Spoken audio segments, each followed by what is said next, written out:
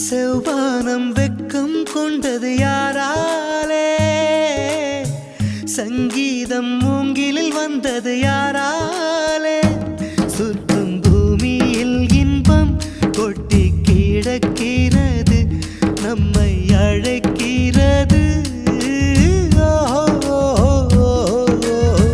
பூவெல்லாம் மாலைகளாகும், ஜீத்தால் நம் தோள்களில் ஆடும்.